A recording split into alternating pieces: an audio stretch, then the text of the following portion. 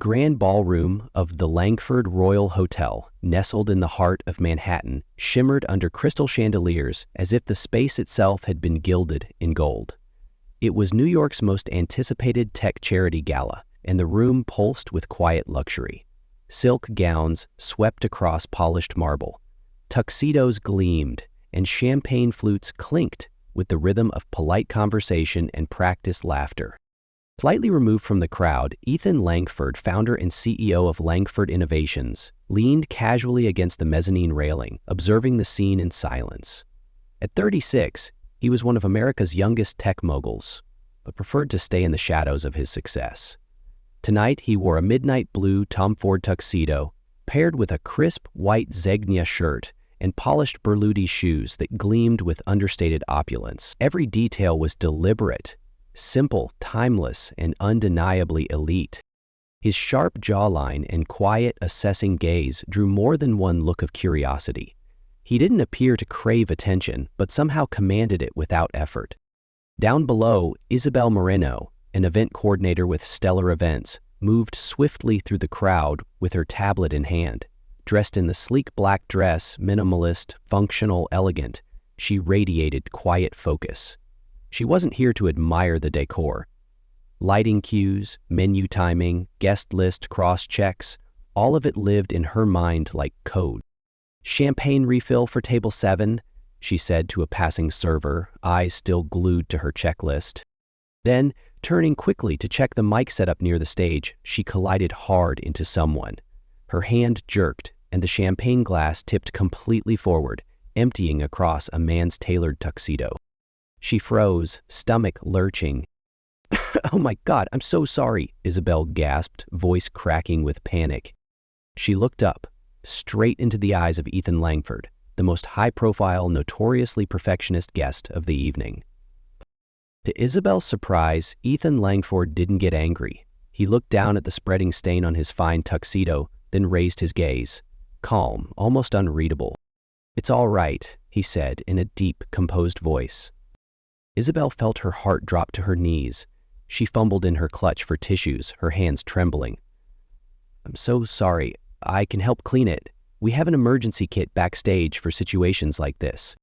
Ethan didn't glare or scoff. Instead, he watched her with a strange softness, a quiet curiosity, like he was seeing something rare in a world that rarely surprised him. "If you don't mind," he nodded, "lead the way." The door to the luxury suite closed quietly behind them, shutting out the noise of the gala. Isabelle walked quickly toward the minibar, retrieving the emergency stain removal kit.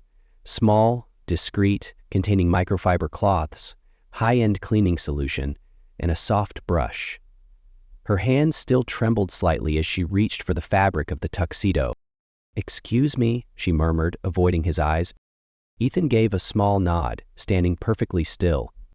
She bent down, working with practiced precision, her brow furrowed in focus, hands moving swiftly, the kind of efficiency that came from years of handling high-pressure events.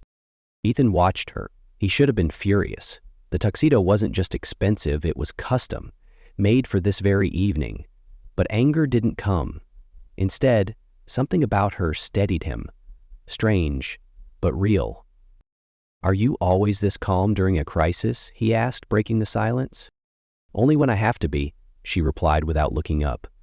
"Though I admit, soaking the most important guest of the night isn't exactly my proudest moment." He chuckled, a low, genuine sound, the first real smile on his face that evening. It transformed his sharp features into something far more human. "What's your name?" he asked. "Isabelle. Isabelle Moreno?" "Isabelle," he repeated, like trying her name on his lips. "I'm Ethan." "I know," she replied, finally meeting his eyes. "Everyone in New York does." Their eyes locked. For a moment, the world fell away.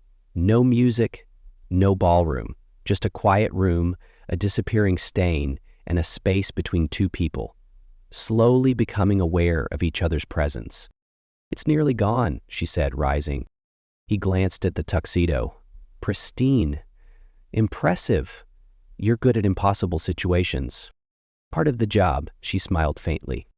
After the event, "Would you join me for a drink?" he asked, sounding surprised by his own question. Isabelle's eyes widened. "I don't think that's appropriate. I'm working." "When the event's over," he added, eyes fixed on hers. "Just one drink." A pause. Then she nodded. "One drink."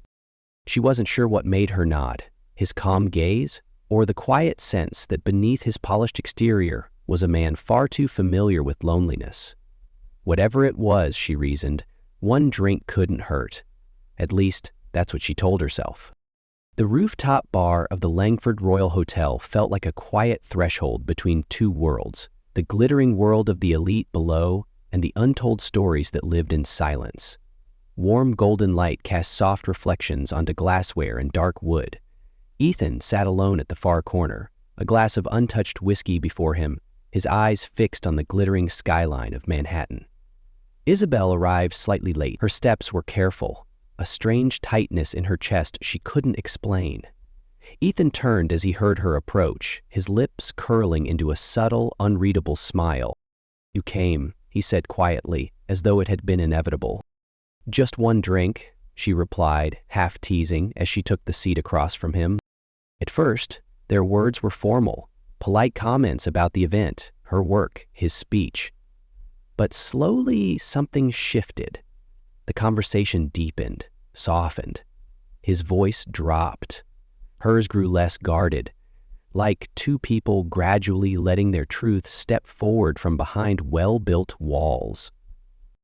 Ethan spoke of his childhood, growing up with his mother after losing his father early, about chasing success like it was oxygen.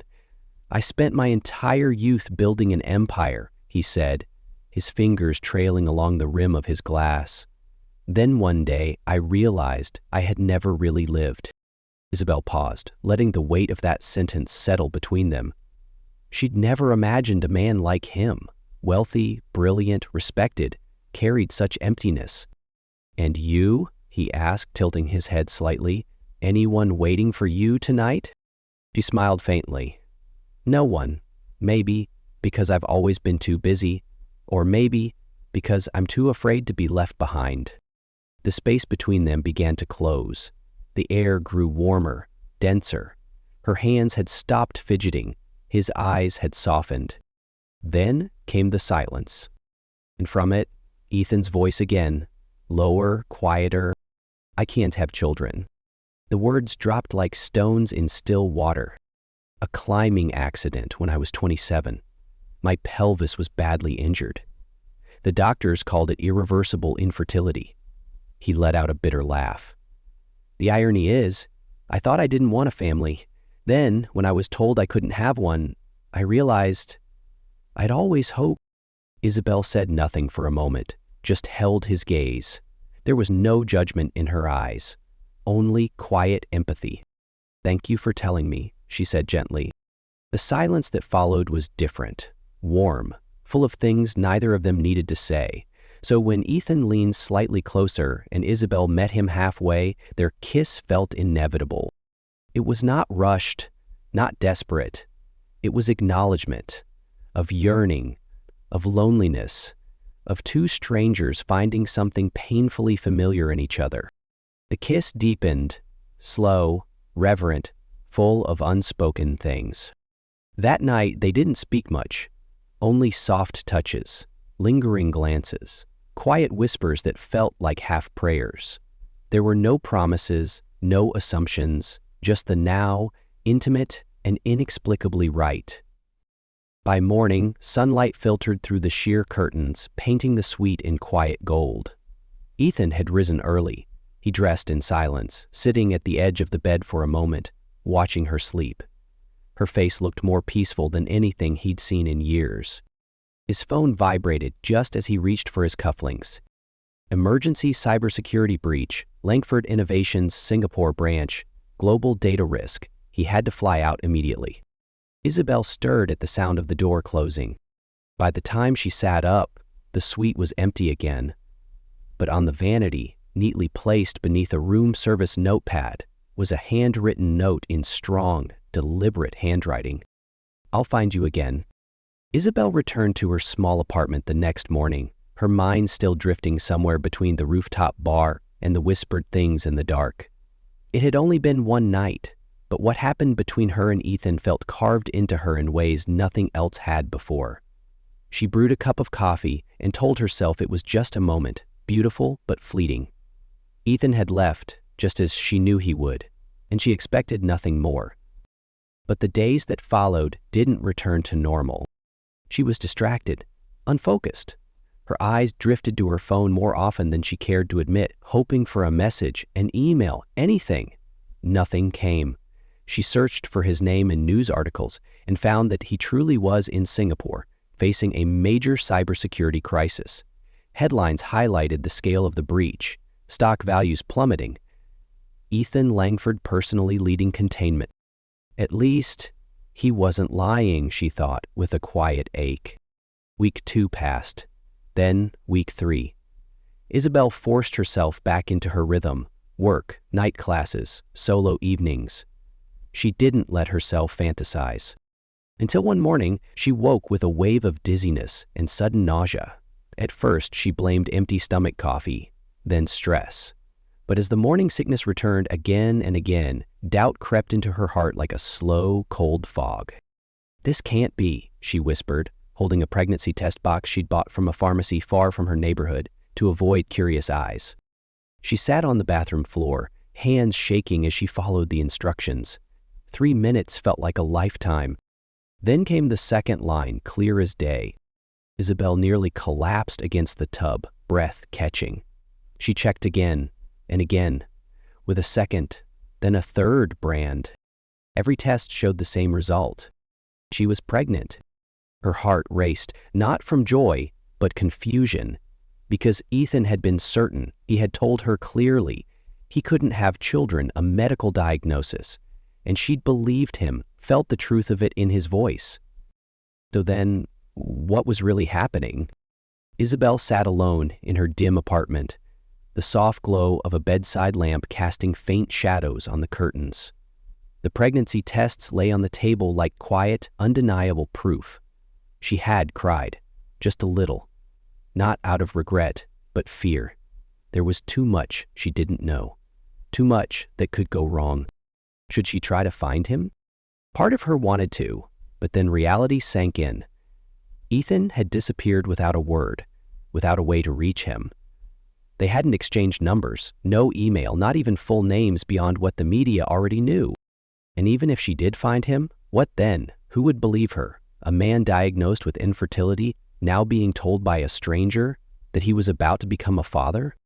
She shook her head. No, she couldn't begin this journey with doubt hanging over her.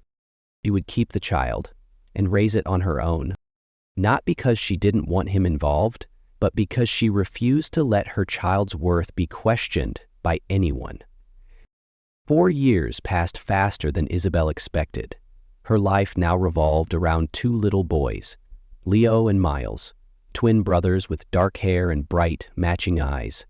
To strangers, they were identical. But to Isabelle, every expression, every laugh, every sigh was uniquely theirs and wholly hers.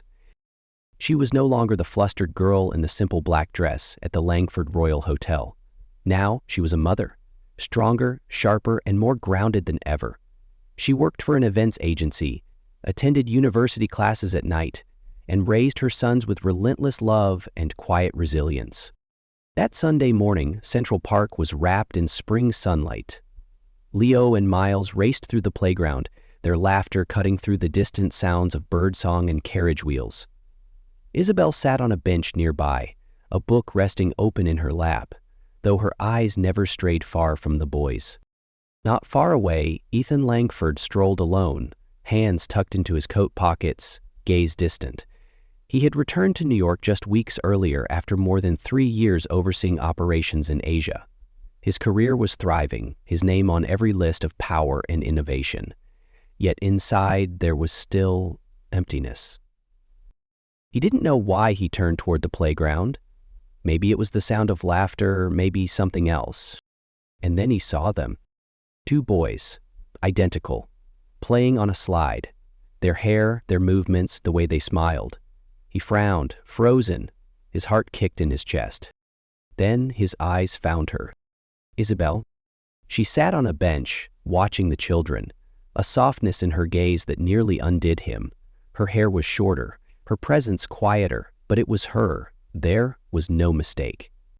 He froze, not knowing whether to walk toward her, not knowing if she'd recognize him, or worse, if she did. And then one of the boys ran up to her, calling out, "Mommy, I'm thirsty." "Mommy." The word hit Ethan like a thunderclap. He looked again at the boys. He did the math. Their age, their faces, every detail clicked into place. There was no doubt, and so he stepped forward. Isabelle had never truly imagined this day. She had often wondered, if Ethan were to appear again, how would she react? With anger, with indifference, or with that fragile calmness one learns after too many sleepless nights? But now, with him standing just a few steps away, eyes burning through the space between them, what she felt was emptiness. She had spent too long learning how to let him go, too many months relearning how to breathe on her own, and yet here he was, and with a single glance, everything she'd buried came rushing back. Ethan didn't speak at first. They just stood there, as if the world around them had gone silent, leaving only the two of them and a truth that had been waiting too long to be spoken. "Ethan," she whispered, her voice barely holding. "Isabelle," he replied, hoarse, eyes locked to hers. Miles and Leo ran over, curiosity in their wide eyes. "Who's that, Mommy?" Leo asked, tugging at her hand. Isabelle hesitated, then forced the words out. "Just an old friend." She saw Ethan's gaze shift to the boys. It hit him immediately, their faces, their posture, the unspoken familiarity. His expression tightened, then fell into something unreadable. "They mine, aren't they?" he asked, though he already knew. Isabelle nodded. "They'll be 4 next month." Ethan closed his eyes, like bracing for impact. "But I can't have children. The doctors?" "I know," she interrupted gently. "And I never doubted you. I wasn't with anyone else, not once. Ethan, I understand how this sounds, but they are yours." He bent his head, his hands clenched. The silence that followed was the heaviest thing she had carried in years, not because she feared rejection, but because this was it, the moment the secret she had kept so fiercely was finally spoken aloud. In that silence, she felt pain, because part of her had hoped, naively, that he would look at them and just know, that he would see their faces and feel it instantly. But life didn't work like that. Real life was slower, messier, harder. And still, she felt a strange relief, because it was finally out, because the truth had a voice now, and it wasn't hers alone to carry anymore. "I need a test," Ethan said at last, "not because I don't trust you, but because I need to face it. I need to understand." She nodded, firmly this time. "All right, if that's what it takes, we'll do it." They stood in the middle of the park, where spring laughter echoed and sunlight danced over the trees, but between them, a quiet storm stirred, of memory, pain, and the fragile beginning of something new. The paternity test left no room for doubt. Ethan Langford was the biological father of Leo and Miles. Isabelle sat across from him in the quiet consultation room of a private clinic. On the table lay a thin folder, but for them it was a document that reshaped everything they thought they knew. Past and future alike.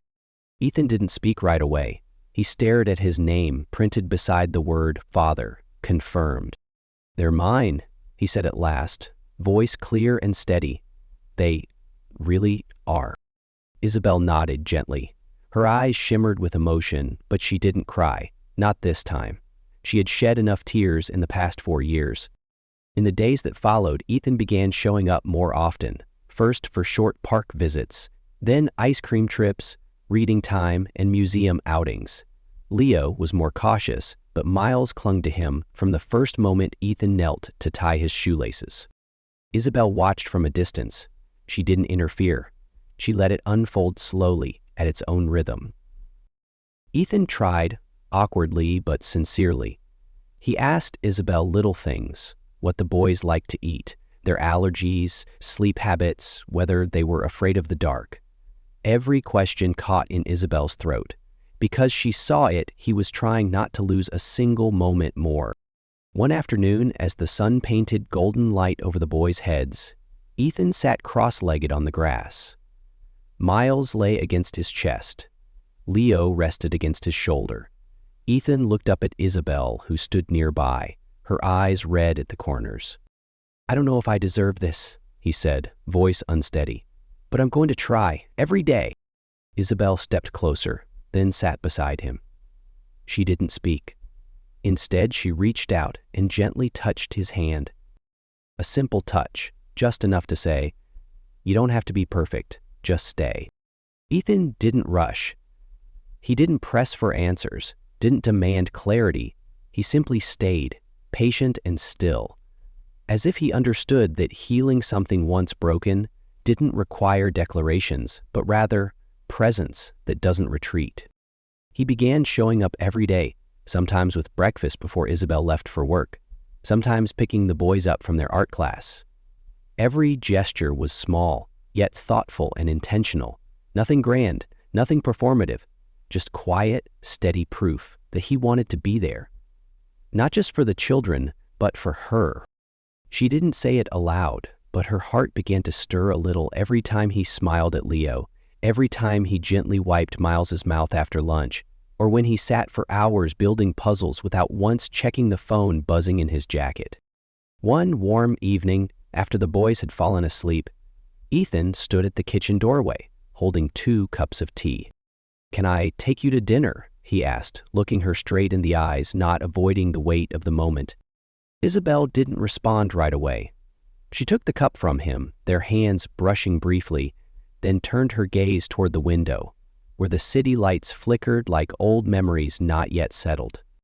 "Ethan, I don't know if I can start again," she said softly. "I'm not sure I know how to love the right way," he replied, hesitant. "But I know I want to learn.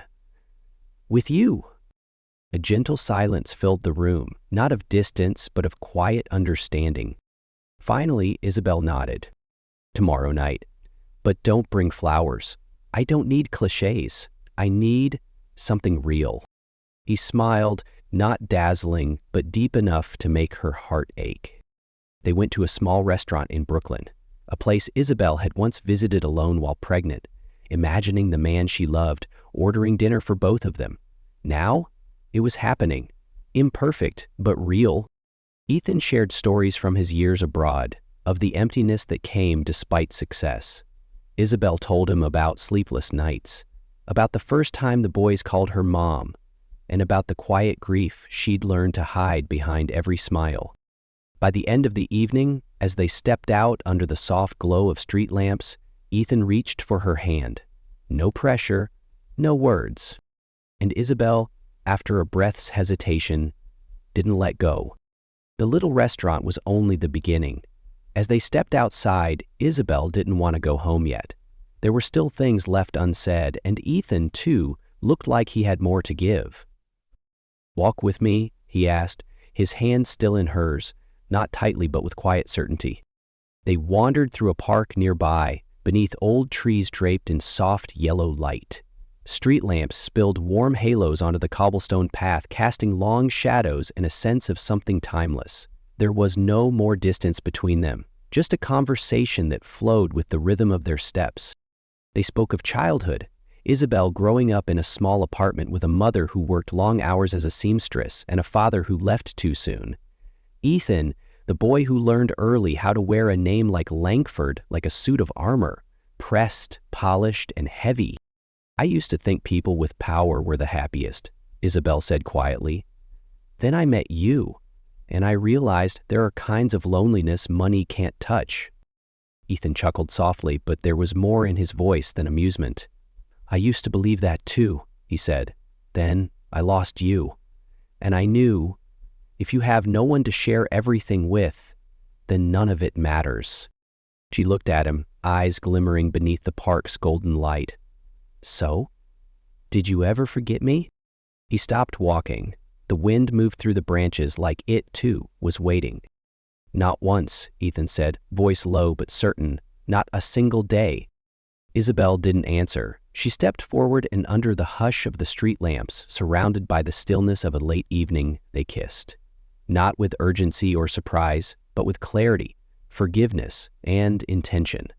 They had found each other again, not through passion sparked by chance, but through all the real things: pain, loss, patience, and a love slowly rebuilt from the pieces of the past. A few months after their first real date, Ethan made a decision that sent ripples through the financial world. He stepped down from his role at Langford Innovations, handing over the reins to his trusted leadership team.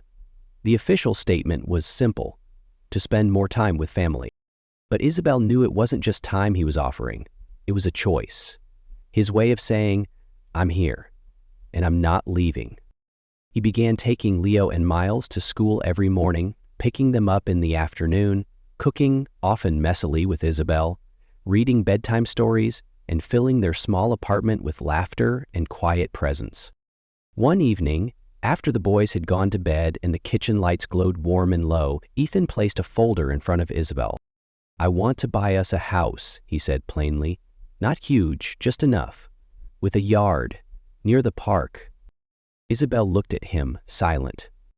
"It's not about debt. It's about giving the boys a place they can truly call home." Her heart clenched. She had lived so long within her means, built a life on independence. If she had raised 2 boys alone for 4 years, she didn't need anyone to finish the job. Love, she once believed, should never cost her self-worth. "Ethan, I don't want to live somewhere that makes me feel like a guest," she said softly. He nodded. "Then be a co-owner. The deed will have both our names. If you ever want to walk away, you'll have that choice." There was no pressure in his voice, only permission and trust. Weeks later, Isabelle said yes. Not because he convinced her, but because, for the first time, she saw a future that didn't feel hollow, with him beside her and 2 children running through a sunlit yard. Their first morning in the new home, Leo and Miles ran circles around the living room, laughing, pulling their parents into a castle adventure. Isabelle looked at Ethan, the man who once existed in only a single night. Now, he was here, fully, truly. And she knew, sometimes, a family doesn't begin the traditional way. It only needs enough love to carry it forward. 2 years passed. Leo and Miles were now 6, lively, curious, and full of odd little questions that somehow made perfect sense in the way only children could manage. They loved books, built towering Lego cities, and often fought over who got to sit in Ethan's lap during bedtime stories. Isabelle remained strong, but she was no longer alone. She had launched her own event planning company. It was small but deeply personal and quickly building a strong reputation. She poured her heart into it, yet never at the expense of time with her family, something she once thought was impossible. Ethan, after stepping away from boardrooms and high-stakes deals, began a different kind of journey. He founded the Phoenix Fund, a nonprofit supporting single mothers with startup ideas, especially in creative and educational fields. "I used to think you had to reach the top to be successful," Ethan told Isabelle one afternoon as the family cleaned up their backyard. "Now, I think success is just waking up each day and knowing why you're here." Isabelle smiled, not needing to reply. She understood. They no longer needed promises. Every day they chose each other again, not out of fear, but from the quiet knowing that being together was worth it. Their life wasn't flashy, but it was full. Dinners shared around the table, weekend road trips, bedtime stories, and backyard gardening. It was the kind of life that looked ordinary but felt miraculous. One late summer evening, the family sat under the backyard pergola, fairy lights casting a warm glow. Leo and Miles were drawing pictures of our family: a house, 2 boys, a mother with long brown hair, and a father in a suit, watering flowers. Ethan leaned in and kissed Isabelle's forehead. "See? We did it." She squeezed his hand gently and replied, "We chose to keep going, and this time, We did it together. It was a quiet autumn afternoon, the sunlight falling softly across the backyard lawn. Today marked exactly 2 years since they had met again in Central Park. No parties, no cake, just the four of them, a family, and a love that no longer needed noise to feel real. As the boys ran around laughing, Ethan approached Isabelle, holding a small, velvet-wrapped box. "For you," he said, his voice as gentle as it had been the first time she heard it. Isabelle opened it, then froze. Inside lay a white silk handkerchief, delicately embroidered, the same one she had dropped years ago in that hotel lobby, the very first thing that had brought them together. "I kept it all this time," Ethan said softly, "because I promised I'd find you again." She didn't speak. She simply reached out, touched the edge of the cloth, and then took his hand in hers. Ahead of them, Leo and Miles tumbled in laughter under the sun, cheeks pink, hair a mess. Isabelle leaned her head on Ethan's shoulder. Together, they watched the future they'd fought for unfold. And in that quiet moment, they understood. Sometimes, one fleeting night can lead to an entire lifetime. A promise, once almost lost, now fully kept.